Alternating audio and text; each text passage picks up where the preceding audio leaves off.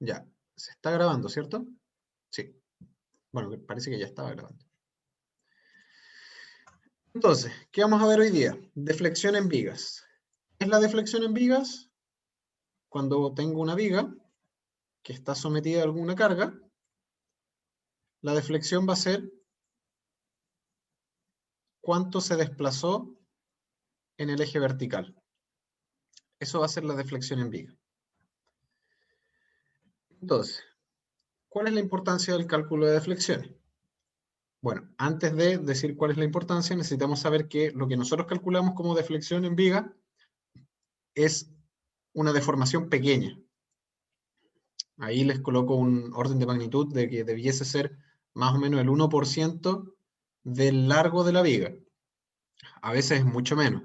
De hecho, cuando se están haciendo los puentes grúa, no sé si saben lo que es un puente grúa. No, yo por lo menos no. No, profe. ¿Nadie sabe? ¿Han estado alguna vez en alguna maestranza o en industria? Los puentes grúas son unas vigas gigantes que tienen unas ruedas al final y que se apoyan al final de un galpón y que al medio tienen un tecle. Y un tecle es una cadena o algo para levantar peso. Y esto se supone que tiene que resistir cierto tonelaje. Y esas no se pueden deflectar como un 0,01% del largo total de la viga. O sea, esta luz. No se pueden, prácticamente no se pueden deformar. Y normalmente está el criterio de diseño al final no tiene que ver con la resistencia, sino que tiene que ver con la deformación. Porque es muy pequeño lo que podemos deformar.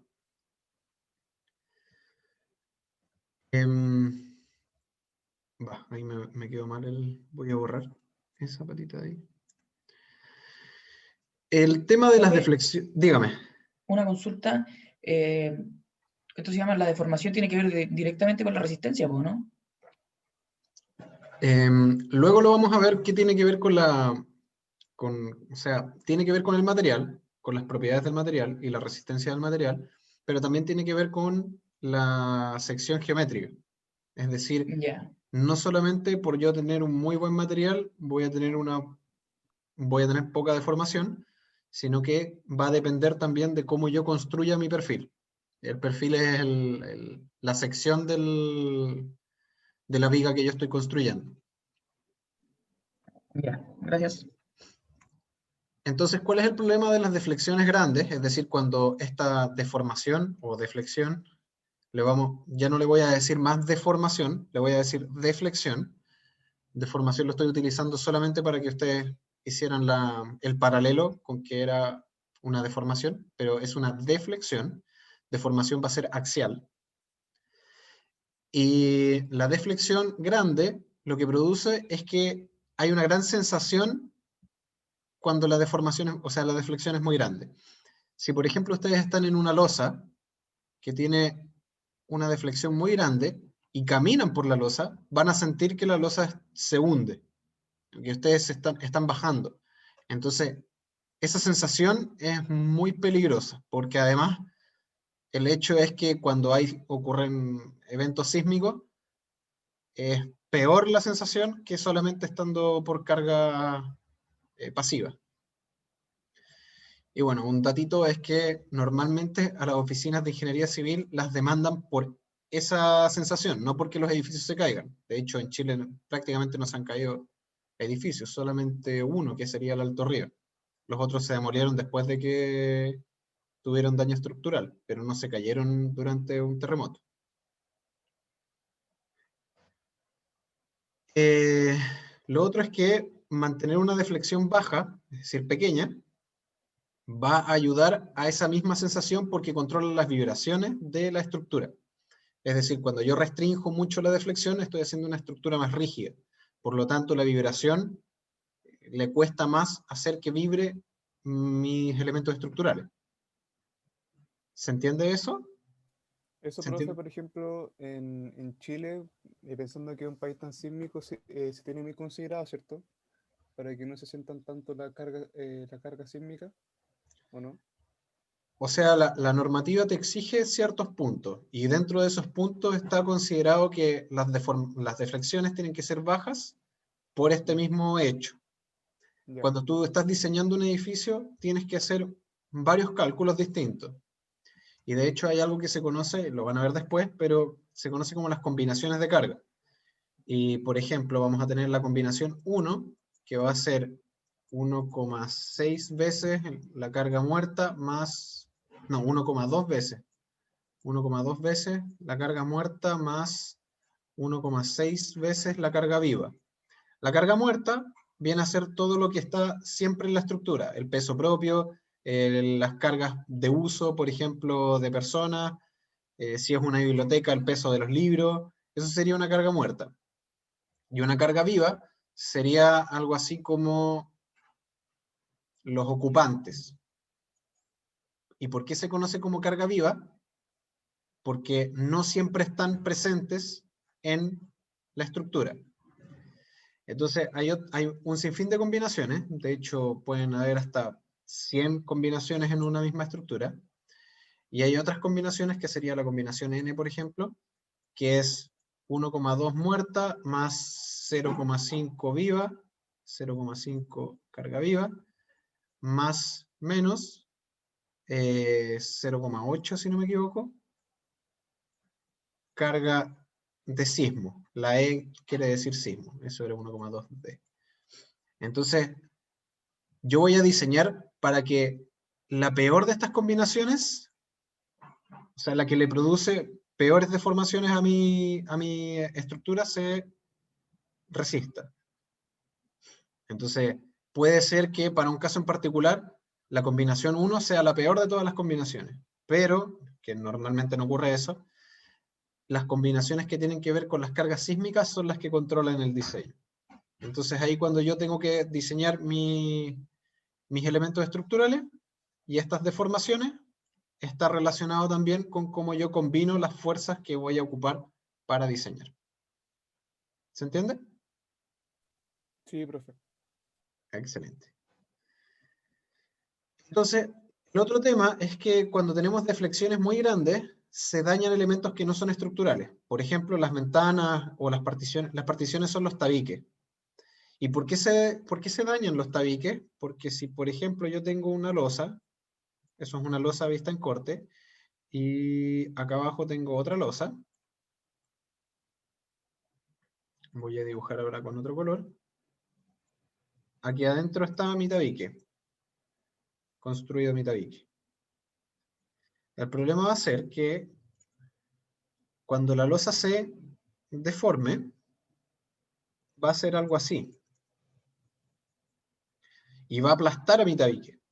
Y como podrán saber, en muchas construcciones hoy en día se utiliza o el MDF o el Cholguán o también incluso placas de yeso cartón que son muy frágiles. Entonces un poquito de carga extra o de deformación, más que nada, no es carga, es deformación, va a generar que esas se fisuren. Entonces al fisurarla no hay otra cosa más que hacer que sacarla y colocar una nueva. Y el problema es que por muy pequeña que sea esa deflexión, significa una gran deformación para ese panel de yeso cartón. Así que por eso hay que limitarla también para evitar que ocurra eso. Y como les dije, muchas veces cuando estamos haciendo diseño estructural, los elementos, o sea, el diseño está controlado por la deformación y no por la resistencia. Es decir, no porque mi elemento se vaya a romper, porque no va a fallar, pero sí se va a deformar. Y en base a eso vamos a tener que definir máximos admisibles, deformaciones o deflexiones máximas admisibles.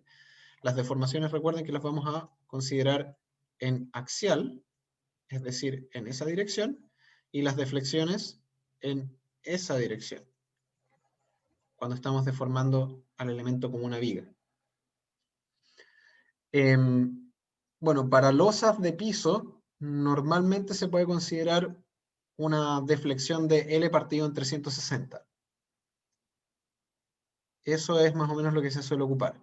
Y cuando son losas que tienen elementos estructurales, o sea, elementos no estructurales debajo, hay que ser mucho más restringido. L partido en 480. Entonces, si yo tengo una losa que está en un primer piso y no hay nada debajo, puedo considerar L partido en 360. Pero si tengo una losa que está en un segundo piso, y obviamente si está en un segundo piso está por sobre los elementos como puertas, ventanas, particiones, necesito considerar este segundo valor.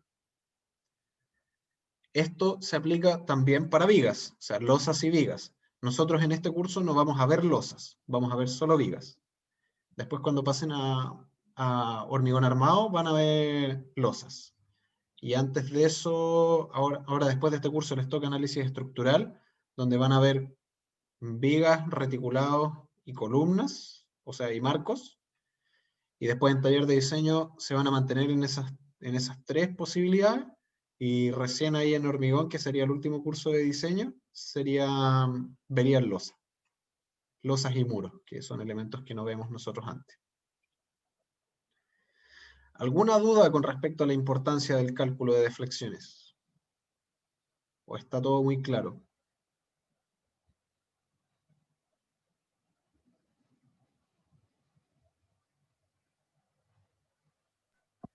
Todo claro, profe. Excelente. Entonces, para poder calcular deflexiones, nosotros vamos a ocupar un método que se conoce como el método de la doble integración. Vamos a definir entonces, aquí pongo un ejemplo, nuestra viga simplemente apoyada, y tenemos nuestra deformación en X, o nuestro eje X, y nuestro eje Y. Y definimos el eje Y positivo hacia abajo para que sea más fácil el cálculo, porque normalmente, vamos a decir normalmente porque es lo que ocurre en la mayoría de los casos, la deformación o la deflexión va a estar en el sentido vertical hacia abajo. Nosotros queremos soportar cargas en contra de la gravedad. Queremos que no se caigan por culpa de la gravedad.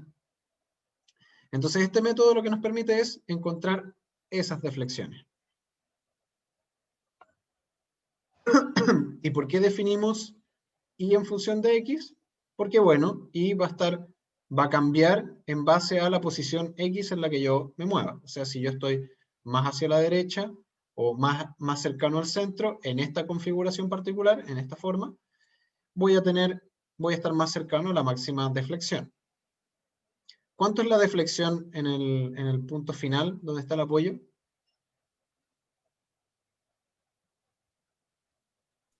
En teoría es 0, ¿no? Así es, los apoyos no se deforman. Nosotros cuando definimos un apoyo es porque ahí no va a haber desplazamiento, no va a haber deformación, no va a haber nada. Ahora, ojo que ese apoyo solamente está restringiendo el grado de libertad que está en el eje Y. Es decir, en el eje X sí podría haber desplazamiento, deflexión, deformación. Ya. Es importante que noten que este método tiene algún par de buenas limitaciones. La primera es que calcula deformaciones solo causadas por el momento y va a ignorar todas las deformaciones por corte. Cuando yo tengo algo que se conoce como una viga esbelta, sería lo que está en este lado de acá, normalmente trabajamos con deflexiones por momento, ¿ya? Cuando tienen vigas esbeltas. Cuando tengo vigas cortas, por ejemplo, en el mismo ejemplo que les puse antes, que teníamos un puente grúa que era algo así. Aquí está cortado. Y esto está apoyado en los pilares de un galpón. Y ese es el pilar. Esto de aquí se conoce como una viga corta. Y las vigas cortas funcionan normalmente a corte.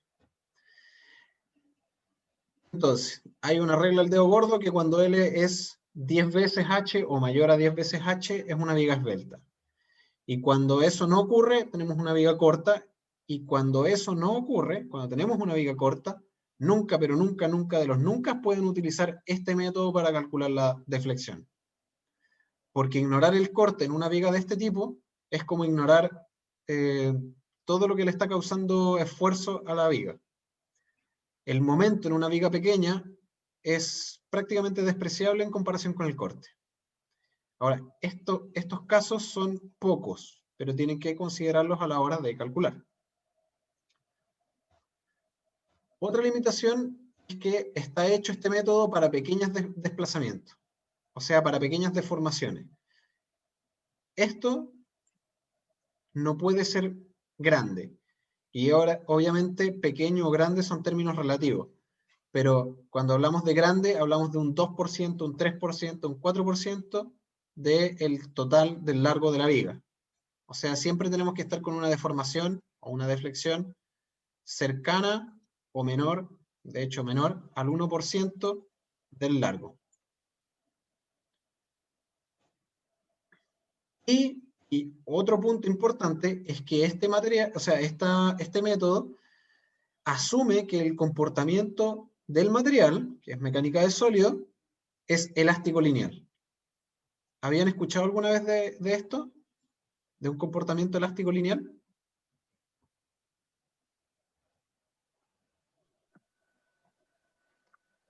Tengo la noción de haberlo escuchado como con los resortes, ¿o no? Perfecto. ¿Se acuerdan que los resortes eran F igual a menos K por X? Por delta. Claro, por delta X.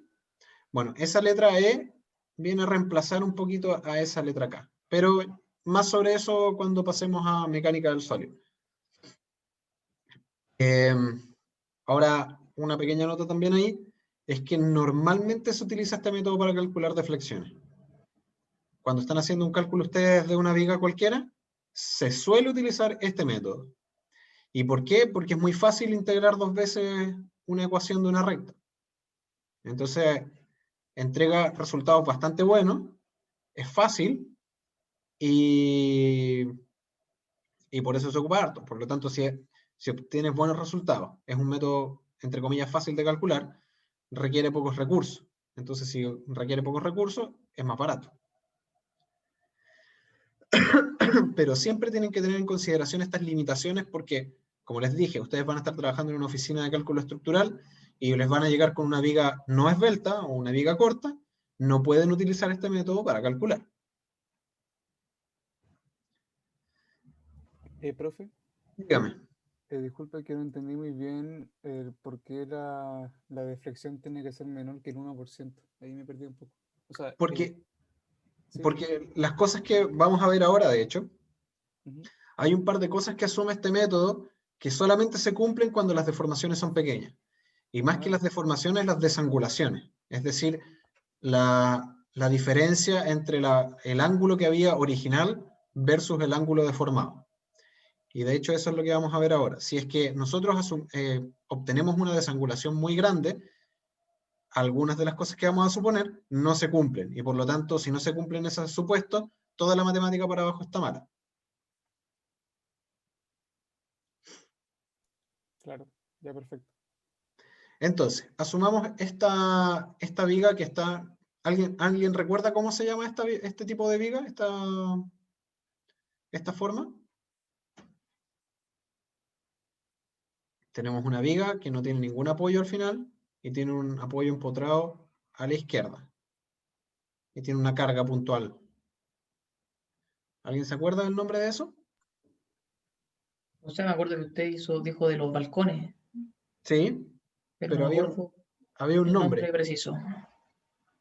Emboladizo. Eso es una viga emboladizo. Ahí a ver si se la aprenden de memoria. Entonces, tenemos una viga emboladizo con una carga puntual hacia arriba. ¿Por qué está hacia arriba? Porque era más fácil para dibujar las cosas hacia abajo. Y en la línea gris representa la deformada de esta viga. Entonces tenemos el punto A al principio de ese delta y el punto B al final de ese delta. Y ese delta sub S, que está sobre la posición deformada, tiene un delta X de referencia a la posición original. Delta se refiere a un diferencial. Estamos hablando de ecuaciones, o sea, de cosas muy pequeñas para poder lograr ecuaciones diferenciales. ¿Y por qué queremos ecuaciones diferenciales? Porque así después podemos integrar en todo el dominio que sería el largo de la viga. ¿Todos entienden el lenguaje de la matemática que estoy ocupando, cierto? ¿O hay alguien que no recuerde esos términos, los diferenciales, la integración, los dominios?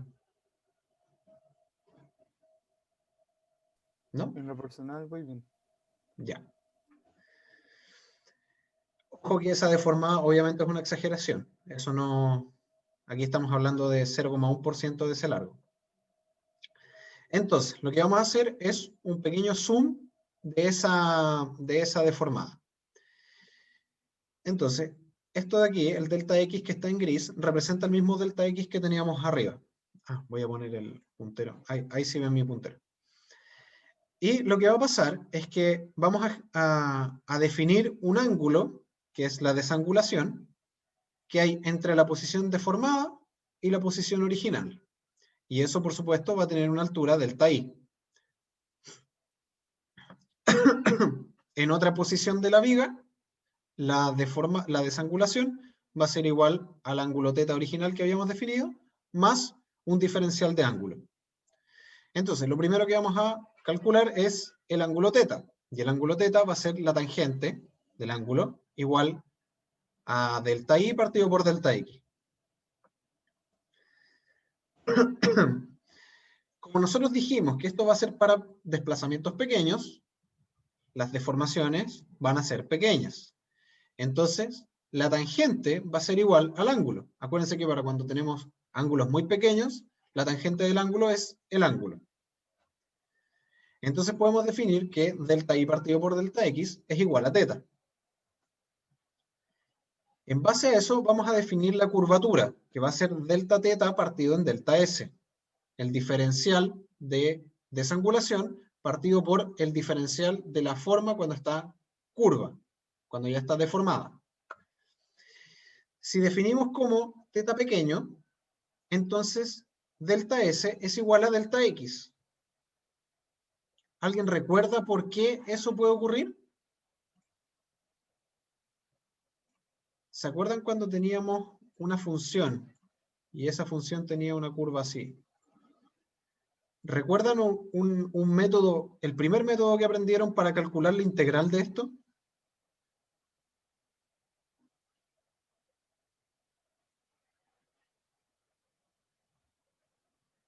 ¿Cómo hacían para calcular la integral de esta función?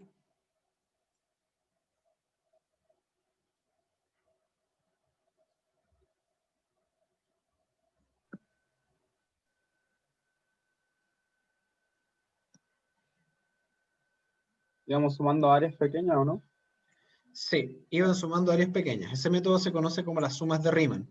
Y lo que hacíamos era hacer rectángulos uno al lado del otro, que llegaban hasta un punto en la curva, y los íbamos sumando. Entonces, si nosotros hacemos un suma ahí, vamos a tener la curva, y lo que pasaba era que nosotros empezábamos a hacer muchos pequeños rectángulos para poder representar esa curva. Entonces lo que estamos tratando de hacer es aproximar una curva a una recta. Recuerden que se define un círculo como un polígono de segmentos rectos infinitamente pequeños. Así que al final un círculo es la unión de muchas rectas pequeñas. Entonces en base a eso podemos definir que delta S es aproximadamente delta X. Insisto, solamente porque estamos en pequeñas deformaciones. Entonces, vamos a hacer el reemplazo y nos queda que la curvatura va a ser delta θ partido por delta X. Entonces, sacamos el θ y nosotros teníamos definido θ recién como delta I partido por delta X. Entonces nos queda la derivada en X, o la derivada parcial en X, de delta I partido en delta X. Y eso es la segunda derivada en base a X. ¿Recuerdan esta nomenclatura? Significa que tengo que derivar la función dos veces en base a X. Eso es la curvatura o la desangulación. ¿Alguna duda con respecto a esto? La matemática está clarísima para ustedes.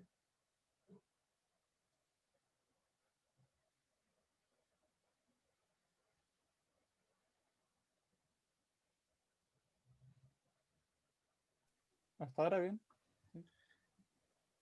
Ya, entonces, en base a lo que me había preguntado alguien recién ay, no me acuerdo cuál fue la pregunta, pero la respuesta a por qué podemos ocupar este método solamente con pequeñas deformaciones está aquí. Aquí y está en la diapositiva anterior, en que asumimos que tangente de teta es aproximadamente igual a teta. Cuando la deformación es pequeña, teta es grande, es mayor a 0, esto de aquí ya no se cumple. Entonces, nada de lo que vamos a hacer para abajo se puede cumplir. De hecho, esto de aquí ya no se cumple, esto de aquí ya no se cumple, por lo tanto, nada de esto se cumple. Todo esto estaría mal. Así que por eso es que este método tiene esa limitación. Entonces, como les dije, tenemos que la curvatura es la segunda derivada del desplazamiento vertical, porque es y en función de x.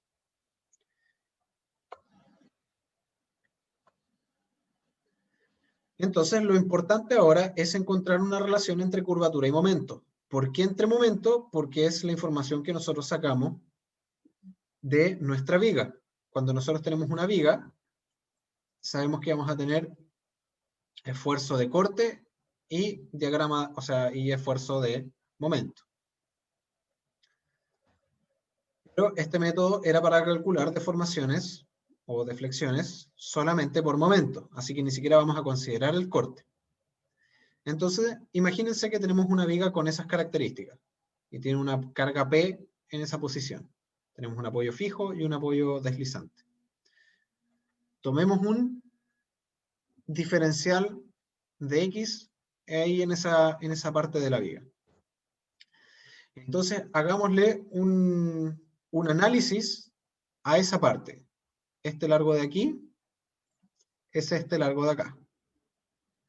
Entonces, ¿qué es lo que está sucediendo ahí en la viga? Vamos a tener por la izquierda un momento y por la derecha otro momento. Si estamos exactamente en el mismo punto, podríamos asumir que los momentos son iguales, pero siempre va a tener m más delta m. Acuérdense que eso lo resolvimos cuando estábamos viendo el tema de cálculos de diagrama de momento.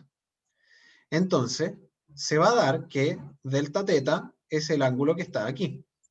Eso es delta teta.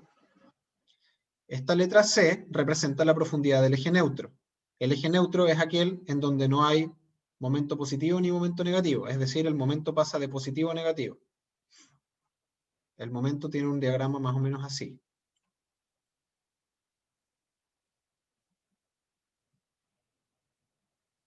Entonces, cuando estamos en este punto, en el eje neutro, no hay momento, en el medio de la viga.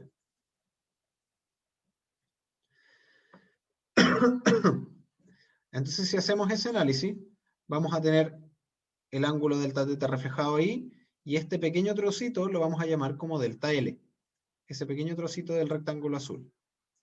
Y el trozo más grande es delta X. Entonces, la tangente de delta teta, que sería ese de ahí, va a ser igual a delta L partido por C. Y eso va a ser aproximadamente delta teta, porque delta teta es más pequeño que teta, y si teta ya era pequeño, entonces podemos asumir que esto es correcto.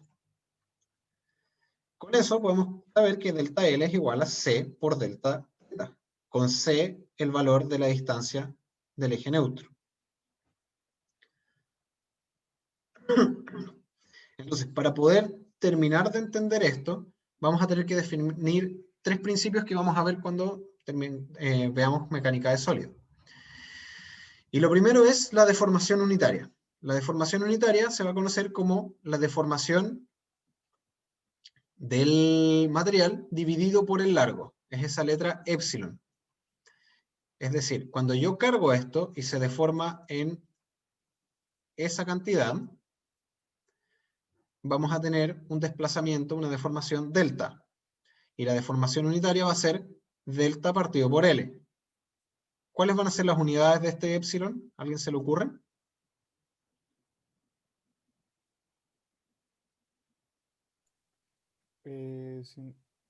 En teoría no tiene, ¿cierto? Porque sería como metros partido en metros o distancia partido en distancia, entonces... sí. Justamente, no tiene unidades, o podríamos decir que es un porcentaje. Porque es, como tú bien dijiste, distancia partido por distancia. Esa va a ser la deformación unitaria. Vamos a definir la tensión de un material, o el esfuerzo, como la carga partido por el área. Es decir, si tenemos un perfil que es una columna,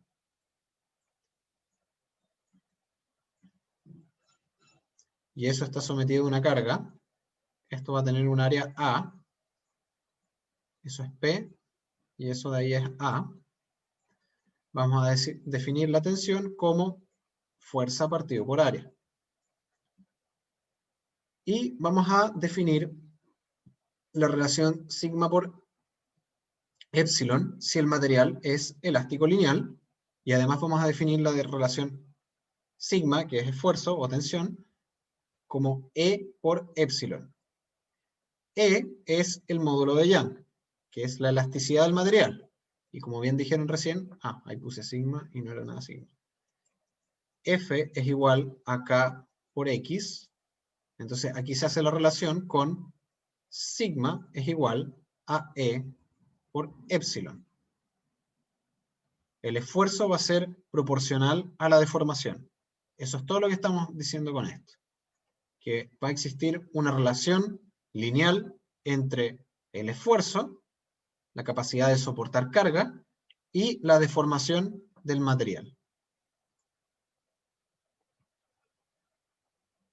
Sí, es lo que vimos hace unas semanas pasadas en taller de materiales, para Agustín. Si alguien más está en taller de materiales, va a haber conocido de esto. Pero nosotros vamos a verlo con mayor profundidad. Ahora tengo que apretar acá. Y la última relación que vamos a definir, debería haberle puesto una letra D y debería haber puesto 4. Es la relación que existe entre el esfuerzo y el momento. Y esa relación va a ser el momento partido por la inercia por la distancia al eje neutro. Y aquí es donde converso con el tema de que no siempre va a estar definido solamente por resistencia, sino que también por geometría. Porque la inercia es una propiedad del material, o sea, no del material, sino que de la sección. Si yo tengo un perfil circular y tengo un perfil doble T, es como una I, la inercia de estos dos materiales va a ser distinta, independiente de que los dos sean de acero. Entonces, a una carga que esté así, es decir, que lo esté flectando, este de acá se va a comportar distinto a este de acá, aunque tengan el mismo material. ¿Cuál creen que resiste más a la flexión? ¿Cuál se va a deformar menos?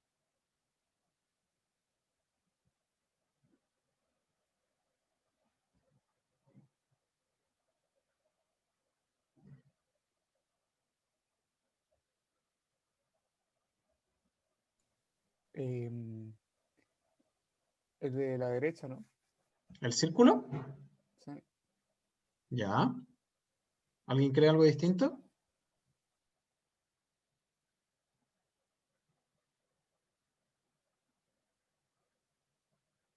Ya, los voy a dejar con la duda. Cuando salgan y miren puentes o vayan a cualquier estructura, revisen cuáles son las formas de las vigas. Y ahí van a saber cuál de los dos es mejor. El de la izquierda, ¿no?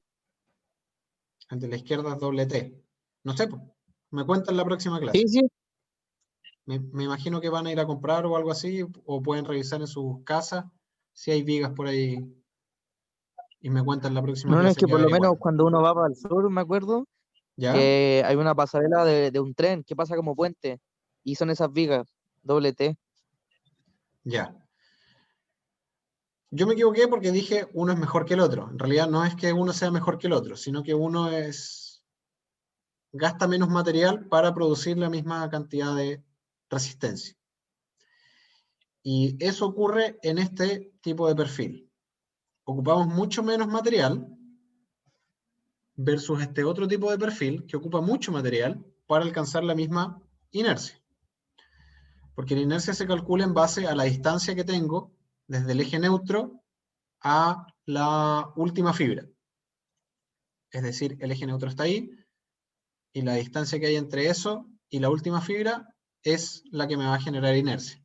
Finalmente, la inercia es la capacidad que tiene una sección o un material de soportar girar, tratar de moverse en ese sentido. Entonces, mientras más lejos esté, más me cuesta. Si yo coloco una tabla así, y estoy tratando de resistir carga en este sentido, va a ser más fácil flectarla que si coloco una tabla así. Porque tengo más masa en el eje vertical que se opone a girar. ¿Se entendió? De todas maneras lo vamos a ver bien en detalle cuando pasemos a mecánica de sólido, pero para que tengan una pequeña idea. Entonces, volviéndolo a nuestro problema, tenemos un diferencial de largo con el C, que era la distancia al eje neutro, y el diferencial del ángulo. Entonces, vamos a definir que el epsilon va a ser dl partido por ds, y como ya sabemos que ds es aproximadamente dx, nos va a quedar que el epsilon es dl partido por dx, y eso va a ser igual a d θ partido por dx, a c por d θ partido por dx. Entonces, epsilon lo vamos a definir como la distancia del eje neutro por k, en base a todo lo que teníamos en las diapositivas anteriores. Como ya sabíamos que sigma es igual a E por epsilon, podemos despejar el E, el epsilon, y nos queda que sigma partido por E, módulo de Young, va a ser igual a C por K. Hice simplemente ese reemplazo aquí. Y nuevamente ya habíamos definido que sigma era igual a M partido por I, partido por, o sea, multiplicado por C. Entonces, si yo reemplazo ese sigma en esta ecuación, me queda lo siguiente. De esto yo puedo despejar el C. Elimino el C, lo divido. Ahora, ¿hay alguna restricción que yo tenga para dividir ese C? ¿Hay algo que se tenga que cumplir?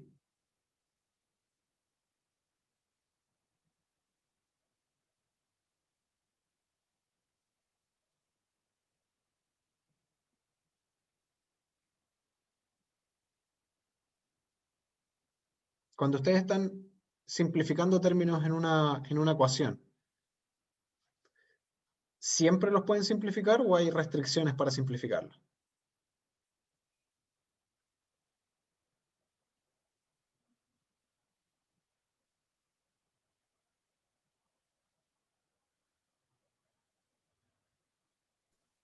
O sea, por ejemplo, que C sea distinto de 0, ¿no? O sea, Cierto, C no puede ser 0.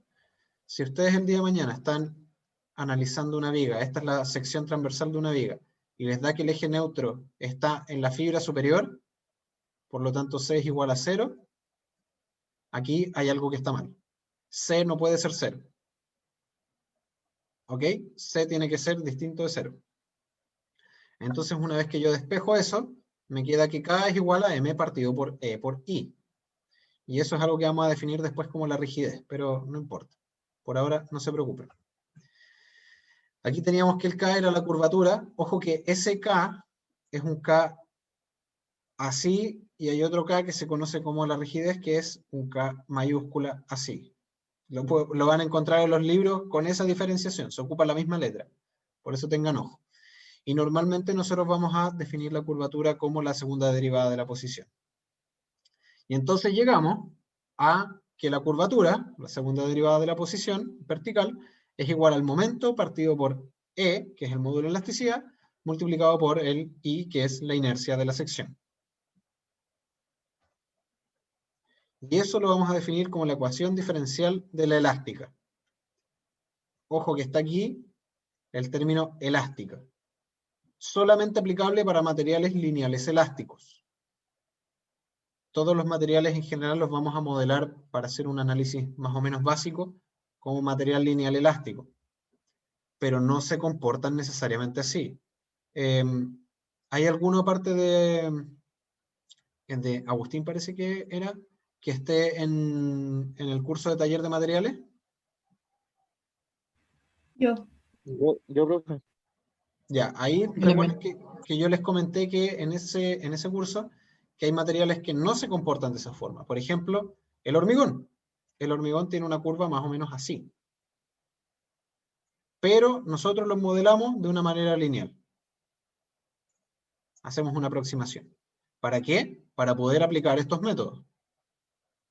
Entonces, sí tiene sentido lo que yo les decía en el otro curso respecto de las aproximaciones de los materiales. Entonces, para poder resolver las ecuaciones diferenciales, siempre se necesitan conocer las condiciones de borde. ¿Alguien sabe lo que son las condiciones de borde? Podrían ser esa cuando es plástico, inelástico, eso, ¿no? No, no, no. Esas son las condiciones del material. Las condiciones de borde Ah. tienen que ver con las condiciones de mi problema. ¿A alguien se le ocurre qué otra posibilidad son las condiciones de borde? Las cargas podrían ser. Ya, las cargas pueden ser. ¿Qué otra cosa hay aparte de cargas?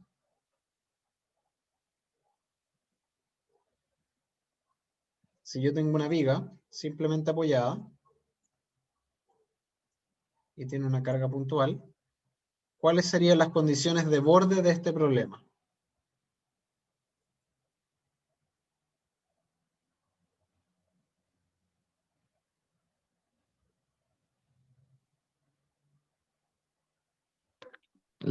Podría ser ahí la carga, el apoyo fijo, Ya, va por ¿eso? ahí. Así es. Nosotros sabemos que las condiciones de borde son lugares o posiciones de nuestro problema que tenemos conocimiento desde ya de cuál va a ser el resultado final. Y las condiciones de borde normalmente están asociadas a una cosa, que sería la posición, es decir, el I de X, y al de X cuadrado. Y a la desangulación. Entonces, en este lugar de aquí, conocemos perfectamente cuánto es la posición. Es 0. No se va a cambiar. Entonces, eso es una condición de borde. Lo mismo ocurre acá. En esta parte de acá, sabemos que la desangulación también es 0. En algún punto tiene que pasar de estar, si nosotros graficáramos esto en base al eje X, y aquí tendríamos la desangulación, teta. Cuando yo voy avanzando por aquí, voy a tener un ángulo positivo. Digamos que va creciendo el ángulo, parte ahí, parte ahí, parte ahí, va bajando, va bajando, va bajando y después sigue creciendo y llega a su máximo en este punto de acá que sería negativo, o al revés, da lo mismo. Depende cuál es su eje de referencia. Ese punto de ahí, la desangulación es 0. Y es cuando la deformada es máxima. Acuérdense que cuando tenemos derivadas iguales a 0, significa que tengo un máximo o un mínimo. Creo que algo de eso habíamos hablado antes, para resolver otra cosa. No recuerdo qué. Sí. Entonces, cuando yo tengo esa configuración, la posición en Y en X de 0 es igual a 0. O sea, el Y de 0 vale 0.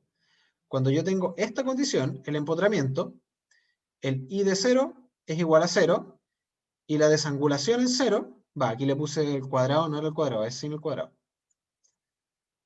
La desangulación en 0 también es 0. Recuerden que la deformada de esta es así, si es que tuviera una carga puntual. Porque como yo tengo una restricción al giro, no puede haber desangulación en ese punto.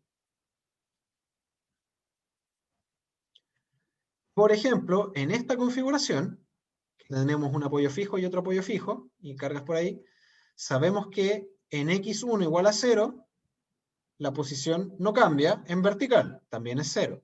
En x1 igual a L1, también la posición en vertical es 0. Y sabemos que la desangulación en x1 y la desangulación en x2 para x2 igual a 0, es decir, ese punto, y para x1 igual a L1, es decir, en ese punto, tiene que ser igual por cada lado. Si yo tengo esto, por ejemplo, el mismo ejemplo de la viga así, y esto está así, cuando yo estoy midiendo el ángulo por acá, y después cuando lo miro por acá, a cada lado tiene que ser igual, porque estoy en el mismo punto. Si lo miro por la izquierda o por la derecha, estoy exactamente en el mismo punto y tiene que ser igual el ángulo. La única cosa que puede ser distinta es el signo, pero tienen que ser en igual magnitud. ¿Se acuerdan por qué puede ser eso? ¿Por qué tiene que ser eso?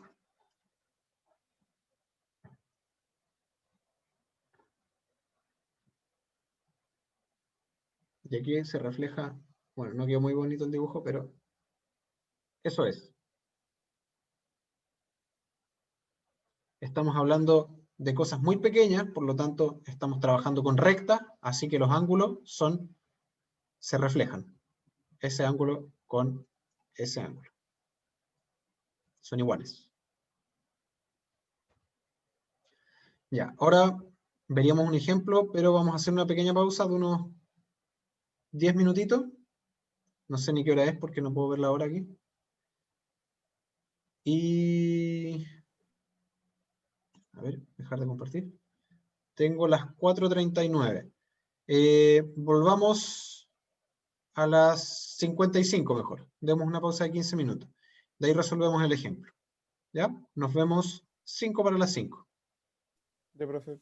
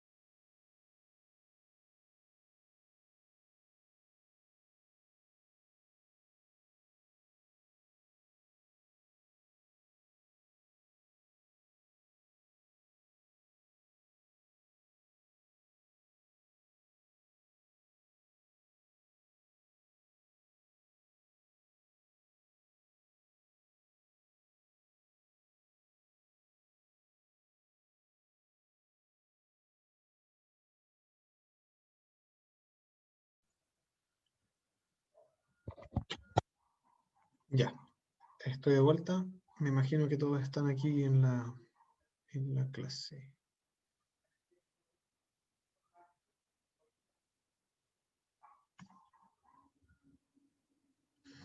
Ya, quedamos en el ejemplo. Excelente. Tenemos una viga con un apoyo fijo, un apoyo deslizante ubicado a una distancia 2A del apoyo fijo y una carga puntual P en el punto C, que está a una distancia A del punto B. Entonces, ¿qué es lo primero que tenemos que hacer? Bueno, resolver la viga y calcular el diagrama de momento. ¿Por qué? Porque necesitamos el diagrama de momento para calcular el método de la doble integración. Necesitamos el momento. Entonces, aquí ya está calculado el diagrama de momento. Es un diagrama de momento negativo con su punto máximo en B, que sería PA. Ese sería el momento. Esto ustedes ya lo saben hacer, así que si quieren lo calculen después en su casa.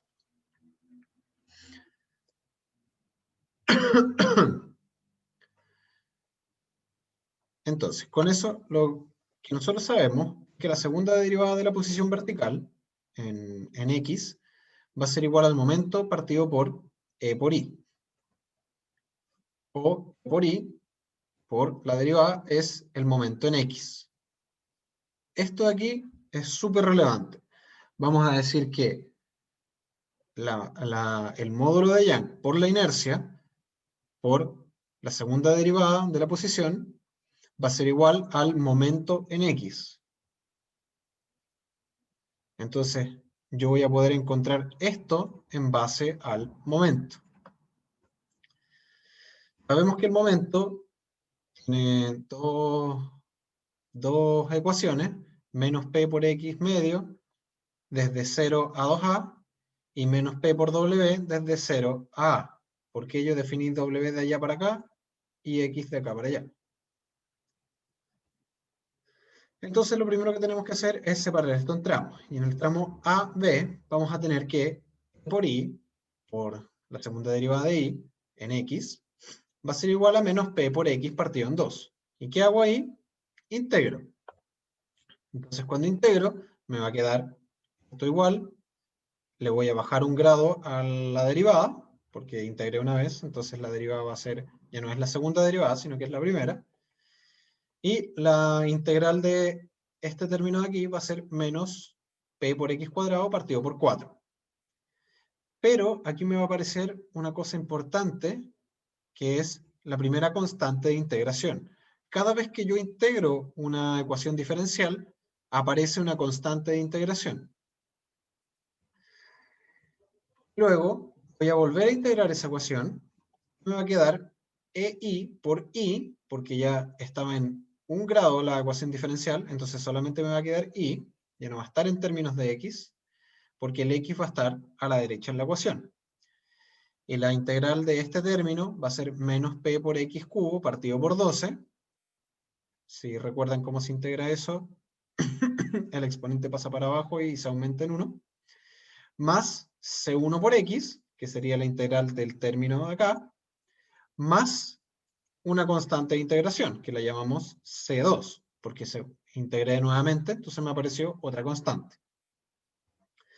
Vamos a hacer lo mismo con el tramo BC, y recuerden que el tramo BC lo definimos en términos de omega, o W, y sabemos que EI por la segunda derivada, en términos de X, me va a quedar igual a menos P por omega. Entonces voy a integrar, me va a quedar exactamente lo mismo,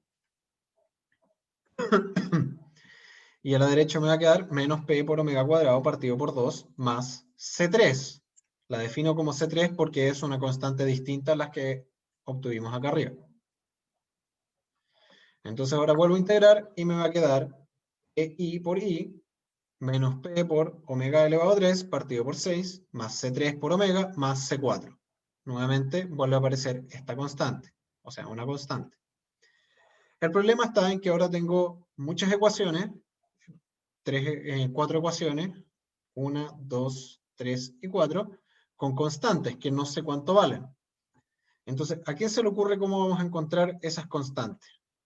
¿Cómo las vamos a resolver?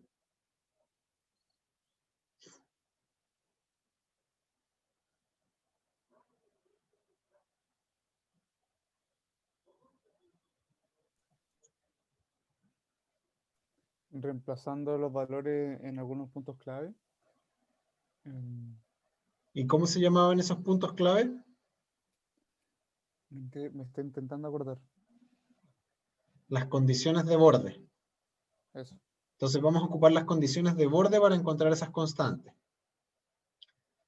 Entonces, en el tramo AB, la y en, o sea, en x igual 0, sabemos que es igual a 0. Entonces de eso podemos calcular que C2 es igual a 0. Listo, tenemos una constante menos. La x igual a 2a, sabemos que también vale 0. ¿Por qué? Porque ahí está el apoyo. Denme un segundito.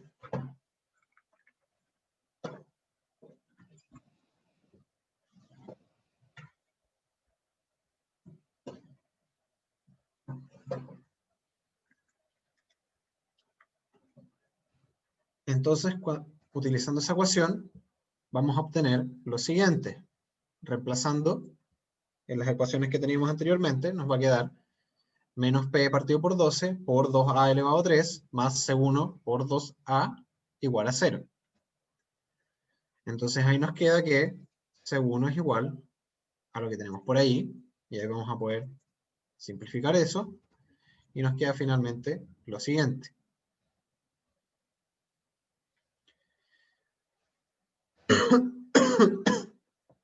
Entonces, una vez que encontramos las dos constantes, C1 y C2, podemos reemplazarlas en las ecuaciones anteriores, y nos queda que EI por I de X, porque I siempre depende de X, va a ser menos P por X cubo partido por 12, más P por A cuadrado partido por 3 por X.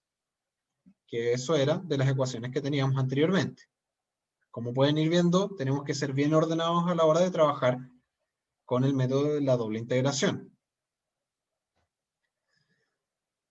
Y además, como ya tenemos C1 y C2, podemos reemplazarla en la ecuación de desangulación, y nos quedaría EI por DI de X es igual a menos P por X cuadrado partido por 4 más P por A cuadrado partido por 3.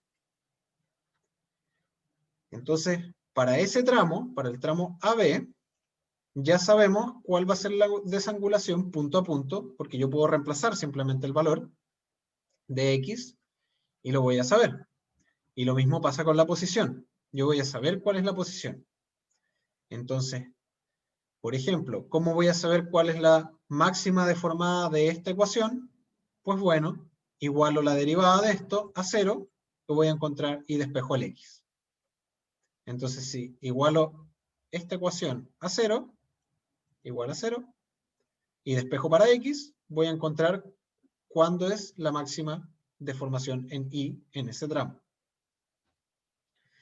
Ahora para el tramo BC, yo sé que I por I de X igual a A es igual a 0, porque eso era cuando yo tengo esta posición de aquí. Recuerden que esto vale A. Y yo estoy midiendo omega de izquierda a derecha. Entonces de eso sacamos esta ecuación, que me queda que menos P partido por 6 por A cubo más C3 por A más C4 es igual a 0. Sabemos también que EI por la derivada de I de omega, o sea la desangulación, cuando omega es igual a A, tiene que ser igual a menos EI por DI partido por DX, la desangulación de I en X, cuando X vale 2A. Es decir, la desangulación desde la izquierda tiene que ser igual a la desangulación desde la derecha, pero negativa porque es el ángulo que está hacia el otro lado. Solo por eso. Entonces de eso puedo resolver lo siguiente. Me queda la ecuación menos P por A cuadrado partido por 2 más C3 es igual a menos p por 2a elevado a 2 partido por 4 más p por a cuadrado partido por 3. Y aquí ya voy a poder encontrar C3. Y una vez que encuentre C3, puedo reemplazar acá y encontrar C4. Entonces solamente me queda despejar C3. Y C3 me queda p por 4 partido por a cuadrado partido por 4, menos p por a cuadrado partido por 3, más p por a cuadrado partido por 2. Tengo puros a cuadrado, así que puedo sumar o factorizar término a término. Y aquí me queda 7p por a cuadrado partido por 6. Entonces C3 vale 7 por p por a cuadrado partido por 6. Reemplazo ese valor acá y puedo resolver para C4. C4 entonces va a ser, pasé este restando y este sumando, entonces me queda p partido por 6 por a cubo, menos 7 partido por 6 por p por a cuadrado, por a, ojo que es C3 por a, y eso me va a dar igual a menos p por a cubo. Entonces ahora ya tengo C4, tengo C3, tengo C1 y tengo C2. Si reemplazo todas las constantes en la ecuación de posición con respecto a omega, me queda menos p por omega cubo partido por 6, más 7 por p por a cuadrado partido por 6 por omega, menos p por a cubo. Ahora sabemos que omega es lo mismo que es a menos x. Entonces podemos dejar todo en términos de x, reemplazando sencillamente esto por x. Entonces finalmente vamos a tener que esta es nuestra viga original, digamos este es nuestro problema, sabemos que este es el diagrama de momento, y ahora podemos escribir la deformada de nuestra viga. Y la deformada de nuestra viga va a ser algo así. Perdonen esas como olitas, pero de repente me cuesta dibujar en el computador. Y sabemos que esta deformada va a ser menos p por a cubo. ¿Cómo sabemos que esa deformada es esto? Porque si reemplazamos acá con omega igual a 0, esto se va a 0, esto se va a 0, y me queda menos p por a cubo, partido por ei, por supuesto. Entonces aquí me debería faltar el ei, pero lo tengo aquí en la ecuación. Lo dejo expresado acá. Porque el ei no debiese cambiar a menos que yo diga que mi viga tiene un material distinto en este tramo y un material distinto en este tramo. O que la forma de la viga es distinta en uno de esos dos tramos. O en cualquier parte. Y después pueden ir averiguando punto a punto cuánto vale cada deformación o deflexión. ¿Se entendió cómo hacer el método de la doble integración? ¿Se entendió el paso a paso? ¿Alguien me lo puede resumir?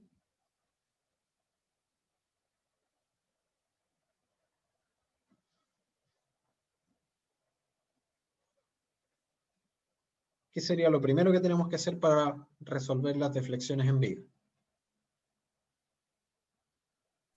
O sea, hay que obtener el momento dependiendo del intervalo, ¿cierto? Ya, antes de eso tenemos que encontrar las reacciones. Ah, claro.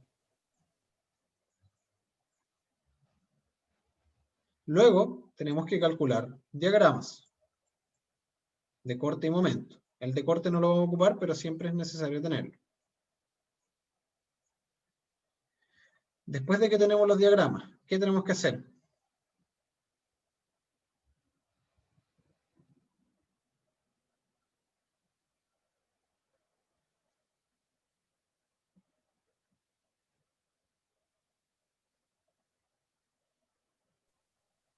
Tenemos que hacer la igualación que hizo antes. Esta, ¿cierto?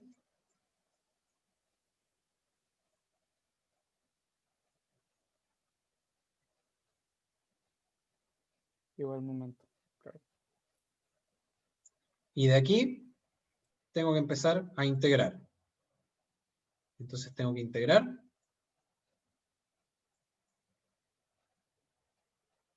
Integrar. 3, 2 veces. Y luego de que integro, ¿qué tengo que hacer?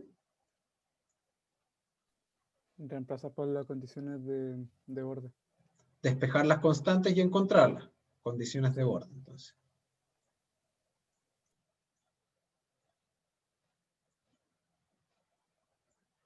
Luego, tengo que reemplazar las constantes.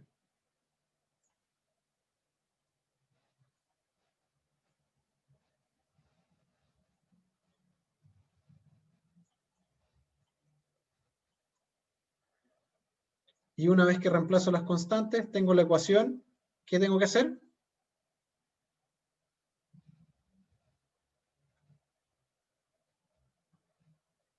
¿Qué es lo que siempre tengo que hacer cuando tengo ya más o menos todo listo?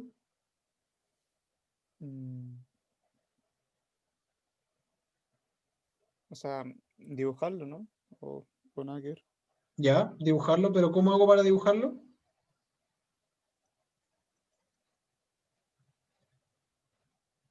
O sea, voy por los tramos, por ejemplo, si estoy en el punto C, sé que la distancia es tanto, entonces por eso voy a saber tal cosa.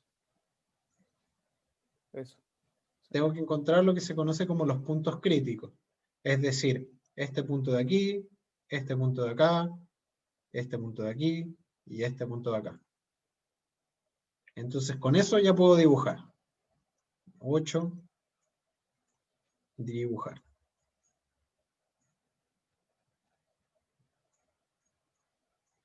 Como pueden ver, el método es bastante sencillo, pero requiere de orden, seguir una serie de pasos y saber integrar. Si no saben integrar, están bastante complicados. Ya, chiquillos, eso sería por hoy. ¿Alguna duda respecto del método de doble integración? ¿Les quedó claro? Sí, profe. Sí, ¿Seguros? profe. Sí. O sea, yo le pegaría un repaso a lo último que pasó como el ciclo. O sea, los pasos en realidad, sorry, no ciclo, pasos. La receta Como un de repaso cocina. así como en un ejercicio, ojalá. Ah, pero no tengo otro ejercicio para hacer ahora. O Pero les voy a subir el de la tarea y le voy a decir al ayudante que haga unos 2 ejercicios de esto el lunes. igual, profe, no sé si es como idea, porque igual siempre terminamos antes, podrían hacer el ejercicio como el último minuto, ¿no? Como más Sí, podría haber. ejercicio. Lo que pasa es que a veces me pasa que apuro mucho la clase porque yo la practico una vez antes de hacerla y siempre me demoro como 2 horas, pero cuando la estoy haciendo me apuro y no llego al final de la hora. Por eso a veces Ah, ya. termino antes. No, no sé si lo entiendo, pero era por si acaso, no sé. Que igual a veces es bacán hacer el ejercicio con el profe. Sí, podría ser. Por último, podemos hacer que la próxima clase partamos con un ejercicio de esto y seguimos después con la materia, dependiendo de cuánto sea porque como te digo, no tengo un ejercicio ahora preparado. Ya.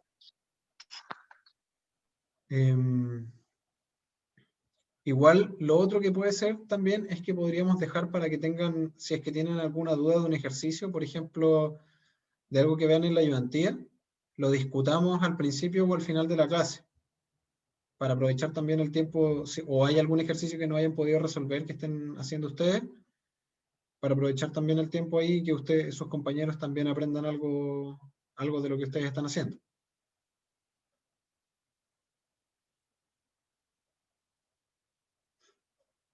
¿Ok? Es buena idea, sí. Sí. Ya, entonces, la próxima clase yo voy a traer otro ejercicio de esto. Les voy a subir la tarea mañana. Entonces, como les voy a subir la tarea mañana, van a tener plazo hasta el próximo jueves. Así vamos a alcanzar a ver un ejercicio más de esto. Y van a tener la ayudantía el lunes. Y van a tener que subirme el ejercicio el jueves de la próxima semana, lo de la tarea. La tarea la va a revisar el ayudante, no la voy a revisar yo. Y los que tenían dudas respecto de corrección de sus tareas, me las mandan a mí. El mismo criterio se va a asumir para la recorrección de las pruebas. una vez que les mande la pauta y ustedes puedan hacer recorrección. Si ustedes me mandan corrección de la prueba, yo voy a corregir todo. Ahora, el ayudante corrigió los primeros 2 ejercicios y yo corregí los últimos 2. Así que lo más probable es que en mi corrección no haya diferencia en los últimos 2 ejercicios, pero sí haya diferencia en los primeros 2. Profe, una consulta, Dígame. como de curiosidad más que nada. ¿Hubo alguien que tuvo todo buena la 4, así como... Nadie. No, nadie pudo resolver el problema. Yo creo que Hubo... fue más por tiempo, en realidad. ¿Cómo? Yo creo que fue más por tiempo, en realidad. Sí, ojalá, po. Eso me da esperanza de que saben hacerlo. La 3 la resolvieron muchos, la 2 la resolvieron un par, pero claramente fue por tiempo porque no estaba difícil esa pregunta. La 1 creo que como 2 personas la resolvieron perfecta. Y como te dije, la 4 nadie, ni cerca. Así que ojalá que para la próxima prueba, porque acuérdense que tenemos solo 2 pruebas, les vaya un poquito mejor. Gracias, profe. Ya chicos, entonces si no hay nada más,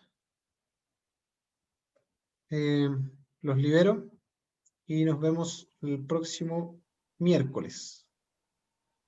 Chao, profe, que tenga buena Chao, noche. profe. Profe.